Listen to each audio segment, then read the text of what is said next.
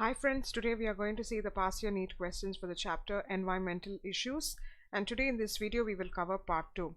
Now let's begin with the first question, which was asked in the year 1997.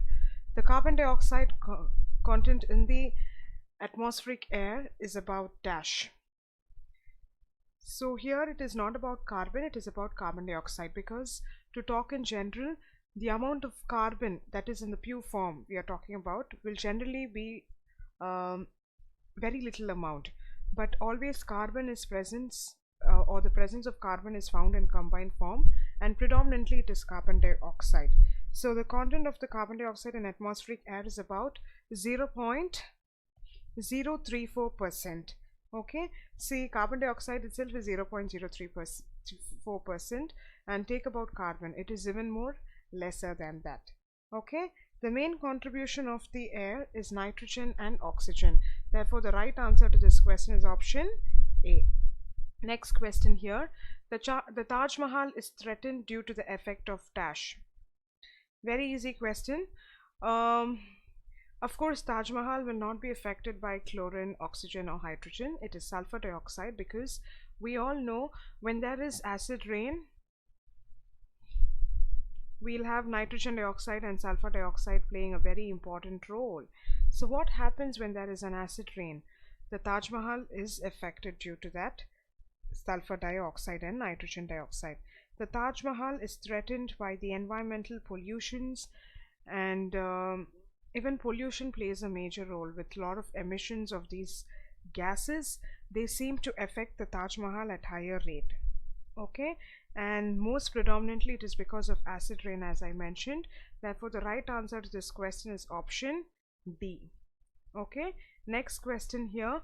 Atmosphere of big or metropolitan cities is polluted by dash. Very easy question.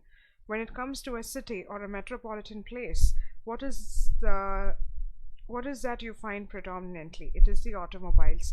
Therefore, the right answer to this question is option A, automobile exhaust.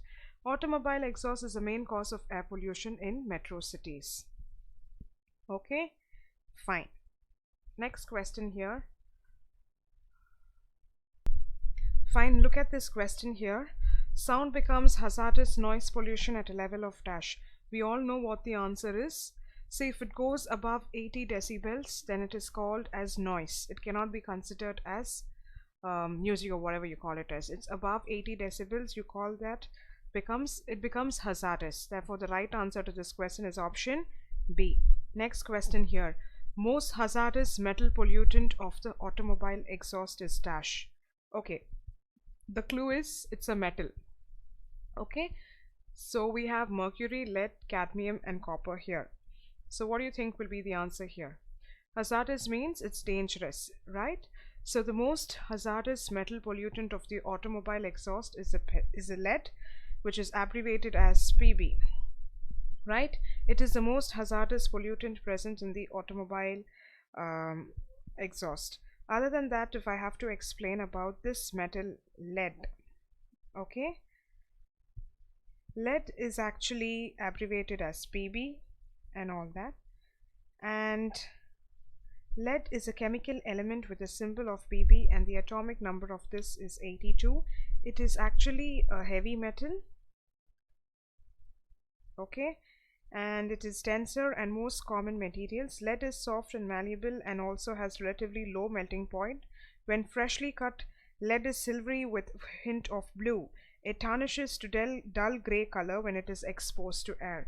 So this is something that I would like to add on to the properties of lead. Okay, fine. Next question here. Which one is not a pollutant normally? Okay, which one is not a pollutant normally? Which one? Hydrocarbons are pollutants. Carbon monoxide, sulfur dioxide are highly polluting. Carbon dioxide is not a pollutant. It's a normal fraction of the air, which you always have about 0.034% of it, and it's actually not a pollutant, but above it, I mean, when it goes above the normal level, it can be considered as a pollutant. Okay, at the elevated level, it becomes the cause of the global warming. So naturally it is not a pollutant because it's part of the air, or it's a part of the atmosphere, but when it goes the above level, the normal level, then you consider it as a pollutant. But if you take the rest of the options, hydrocarbons, carbon monoxide, sulfur dioxide, whatever be their amount, they are still considered as pollutants. Okay, therefore the right answer to this question is option B. Next question here. Acid rains are produced by dash. Very easy question. We all know what the answer is. Yes, the right answer is option A. Excess emissions of nitrogen dioxide and sulfur dioxide from the burning of fossil fuels. So these are the main ingredients of the acid rain. They will react with water in the atmosphere and they produce, what do they produce? HNO3, which is nitric acid, and H2SO4, which is sulfuric acid, which falls down as acid rain in the environment. Therefore, the right answer to this question is option A. Next question here. Major aerosol pollutant in the jet plane emission is dash. Okay. Say every vehicle that we use has some pollutant or one or the other which is being liberated from it. That is why they always ask for the the government asks for a pollution control certificate. Why? If you see beyond its life, if you start using a vehicle, it produces a lot of smoke and a lot of pollutants will be liberated. So they often go for a test in order to maintain that pollutant level. So here the major aerosol pollutant in the jet plane emission is fluorocarbon. Fluorides of carbon is a major pollutant from the jet plane emission. Okay, so if you want to know something about this, this particular fluorocarbon, they are actually sometimes referred as PFCs. What are they referred as? PFCs, which means perfluorocarbons.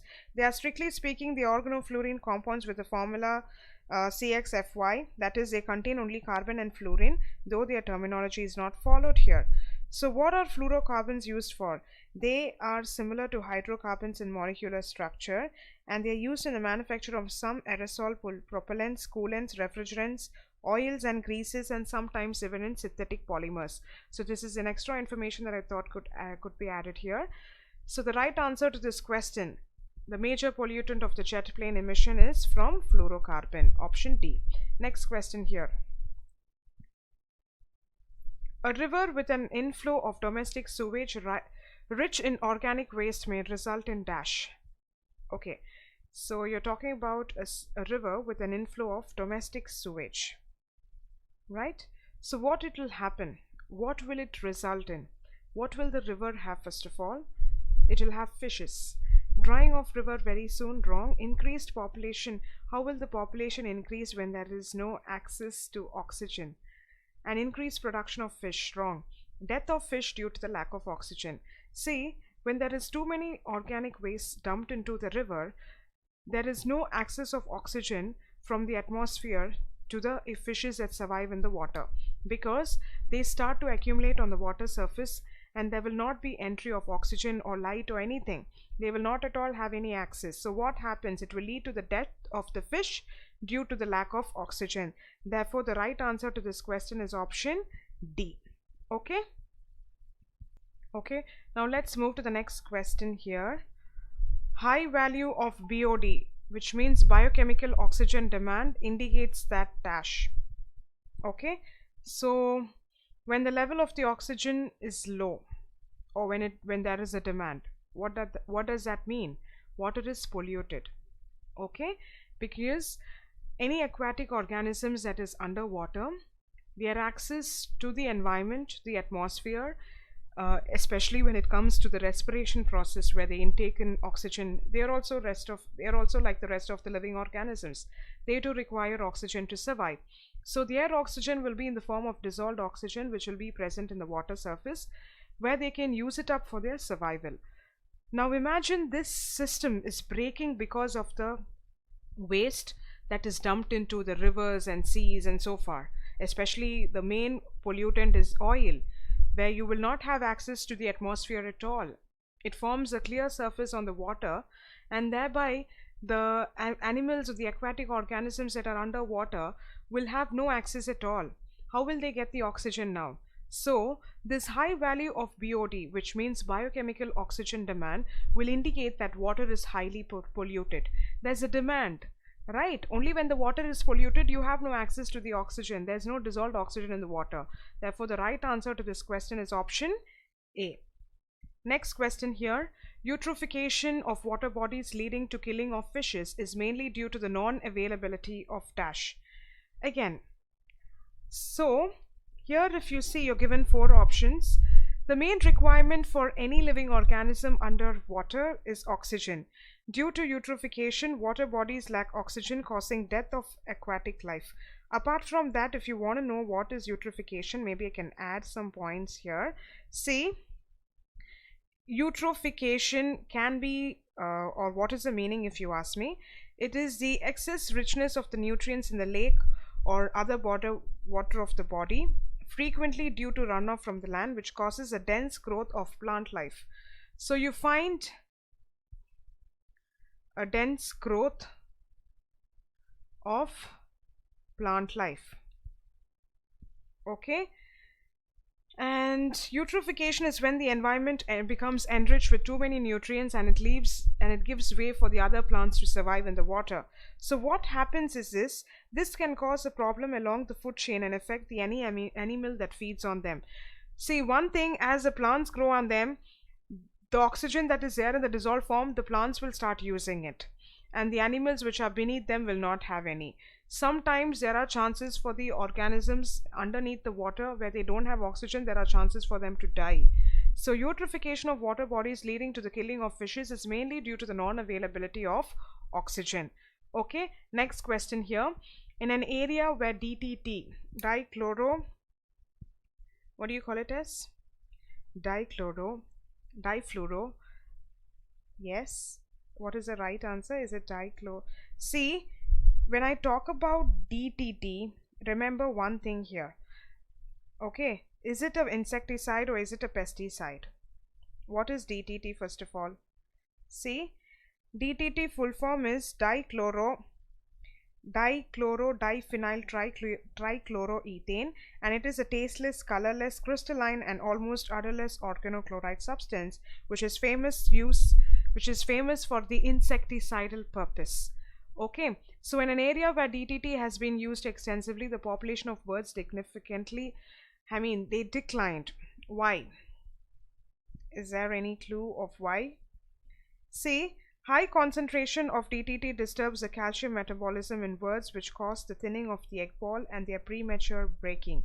So many of the birds laid and they did not hatch. Okay, because when they feed on them, right, when they feed on those fields where they have their grains fed and all that, it actually had some bad impact on their calcium metabolism, which actually led to the thinning of the eggshell and premature hatching. So the birds were not able to survive. So this is the reason why the birds declined significantly, because of the use of this particular insecticide, which is the full form is diphenyl trichloroethane. Okay, so therefore the answer to this question is option D. Next question here. Measuring the biochemical oxygen demand is a method used for dash. You have to analyze the statements here. Estimating the amount of organic water in the sewage water, working out the efficiency of oil-driven automobile engines, measuring the activity of Saccharomyces wrong, working out the efficiency of RBCs. The first option is the right option. We need to estimate the amount of the organic matter in the sewage water. It is a measure of the organic matter in the water. It refers to the amount of oxygen consumed by the microorganisms to decompose all the organic matter in 1 liter of water at 20 degrees Celsius for 5 days. The greater the BOD, the more it is polluted. Okay, therefore the right answer to this question is option A. Next question here. Secondary sewage treatment is mainly a dash. What is it actually? Is it a physical process? No. Is it a mechanical process? No. It's actually a biological process. In secondary treatment, mainly settled sewage flows into an aerobic biological treatment stage where it comes in contact with microorganisms. So these microorganisms will help in further converting them into a simpler forms, right? They will remove and oxidize most of the remaining organic pollutants. Therefore, the secondary sewage treatment, where it involves the presence of aerobic microorganisms, is actually a biological process. Next question here. Which of the following is mainly produced by the activity of anaerobic bacteria on sewage? What is that gas called as? It's obviously not the mustard gas or the laughing gas. It should be either propane or marsh gas. But the answer is marsh gas. Marsh gas is another term of, what is this, the other term of it? Methane. Very, very important gas. Okay, it is produced by plants which are decomposing under water. Therefore, the right answer to this question is option D. Now, if you look at this particular part of environmental issues, had almost all the questions that we saw were easy and they were all direct. So we did not have much explanation for it. I hope you understood whatever is explained in this video. We will meet in the next part of the same chapter in the next video. Thank you.